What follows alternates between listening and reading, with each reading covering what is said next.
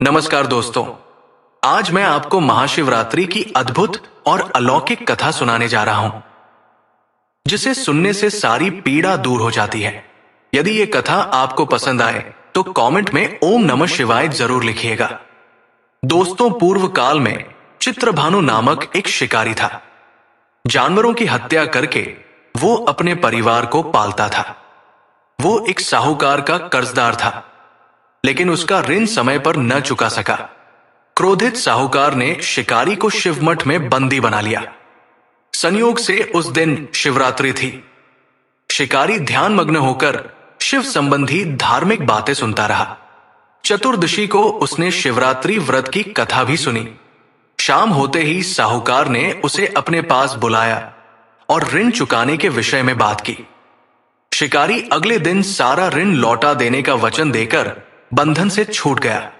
अपनी दिनचर्या की भांति वो जंगल में शिकार के लिए निकला, लेकिन दिन भर बंदी गृह में रहने के कारण भूख प्यास से व्याकुल था। शिकार खोजता हुआ वो बहुत दूर निकल गया।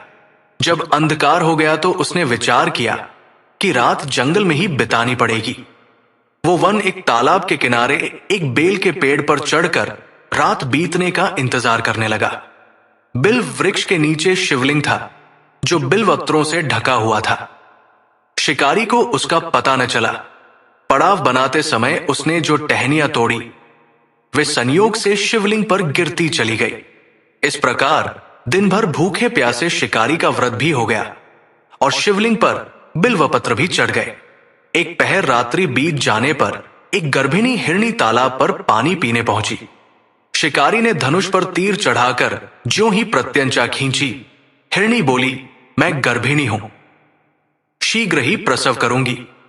तुम एक साथ दो जीवों की हत्या करोगे, जो ठीक नहीं है। मैं बच्चे को जन्म देकर शीघ्र ही तुम्हारे समक्ष प्रस्तुत हो जाऊंगी, तब मार लेना। शिकारी ने प्रत्यंचा ढीली कर दी और हिरणी जंगली झाड़ियों में लुप्त हो गई। प्रत्यंचा चढ़ाने तथा ढीली करने के वक्त कुछ बिल्व पत्र अनायास ही टूटकर शिवलिंग पर गिर गए।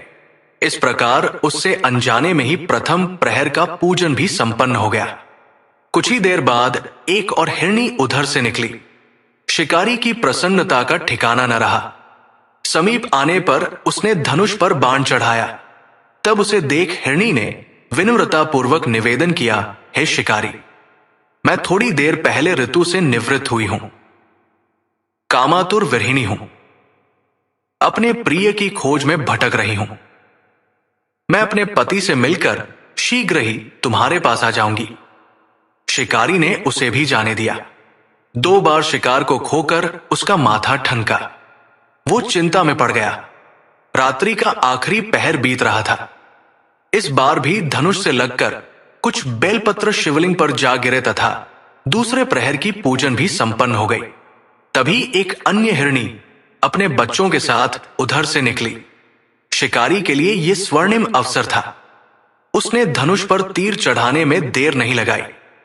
वो तीर छोड़ने ही वाला था कि हिरणी बोली, हे शिकारी, मैं इन बच्चों को इनके पिता के हवाले करके लौट आऊंगी। इस समय मुझे मत मारो। शिकारी हंसा और बोला, सामने आए शिकार को छोड़ दूं। मैं ऐसा मूर्ख नहीं। इससे पहले मैं 2 बार अपना शिकार खो चुका हूं। मेरे बच्चे भूख प्यास से व्यग्र हो रहे होंगे। उत्तर में हिरणी ने फिर कहा, जैसे तुम्हें अपने बच्चों की ममता सता रही है, ठीक वैसे ही मुझे भी। हे शिकारी, मेरा विश्वास करो, मैं इन्हें इनके पिता के पास छोड़कर तुरंत लौटने की प्रतिज्ञा करती हूं। हिरणी का दुख भरा स्वर सुनकर शिकारी को उस पर दया आ गई। उसने उस मृगी को भी जाने दिया।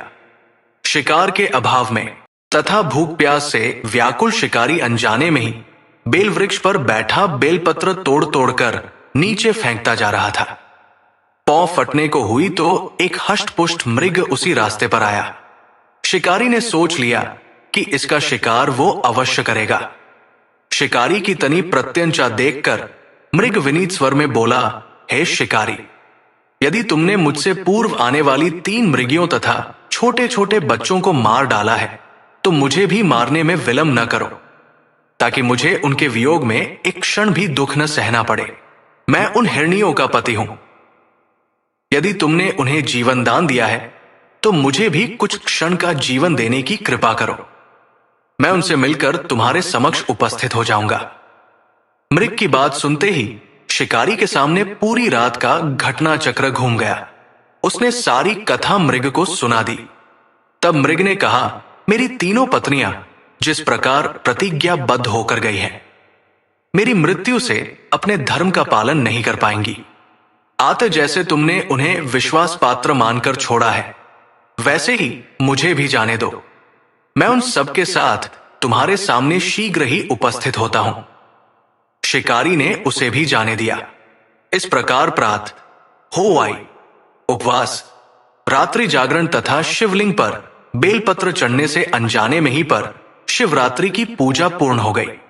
पर अनजाने में ही की हुई पूजन का परिणाम उसे तत्काल मिला। शिकारी का हिंसक हृदय निर्मल हो गया, उसमें भगवत शक्ति का वास हो गया। थोड़ी ही देर बाद वो मृग सपरिवार शिकारी के समक्ष उपस्थित हो गया ताकि वो उनका शिकार कर सके। किंतु जंगली पशुओं की ऐसी सत्यता, सात्विकता एवं सामूहिक प्रेम भावना देखकर शिकारी को बड़ी ग्लानि हुई। उसने मृग परिवार को जीवन दान दे दिया। अनजाने में शिवरात्रि के व्रत का पालन करने पर भी शिकारी को मोक्ष की प्राप्ति हुई। जब मृत्यु काल में यमदूत उसके जीव को ले जाने आए तो शिव गणों ने उन्हें वापस भेज दिया तथा शिकारी को शिवलोक ले गए। शिवजी की कृपा से ही अपने इस जन्म में राजा चित्रभानु अपने पिछले जन्म को याद रख पाए तथा महाशिवरात्रि के महत्व को जानकर उसका अगले जन्म में भी पालन कर पाए। शिकारी की कथानुसार महादेव तो अनजाने में किए गए व्रत का भी फल दे देते हैं, पर वास्तव में महादेव शिकारी की दया भाव से प्रसन्न हुए। अपने परिवार के कष्ट का ध्यान होते हुए भी शिकारी ने मृग परिवार को जाने दिया। ये करुणा ही वस्तुत उस शिकारी को उन पंडित एवं पुजारियों से उत्कृष्ट बना देती है जो कि सिर्फ रात्रि जागरण, उपवास एवं दूध, दही, बेलपत्र आदि द्वारा शिव को प्रसन्न कर लेना चाहते हैं। इस कथा में सबसे महत्वपूर्ण बात यह है कि इस कथा में अनजाने में हुए पूजन पर विशेष बल दिया गया है। इसका अर्थ ये नहीं है कि शिव किसी भी प्रकार से किए गए पूजन को स्वीकार कर लेते हैं अथवा भोलेनाथ जाने या अनजाने में हुए पूजन में भेद नहीं कर सकते हैं। वास्तव में वो शिकारी शिव पूजन नहीं कर रहा था। इसका अर्थ ये भी हुआ कि वो किसी तरह के किसी फल की कामना भी नहीं कर रहा था। उसने मृग परिवार को समय एवं जीवन दान दिया जो कि शिव पूजन के समान है। शिव का अर्थ ही कल्याण होता है। उन निरीह प्राणियों का कल्याण करने के कारण ही वो शिव तत्व को जान पाया तथा उसका शिव से साक्षात्कार हुआ। परोपकार करने के लिए महाशिवरात्रि का दिवस होना भी आवश्यक नहीं है।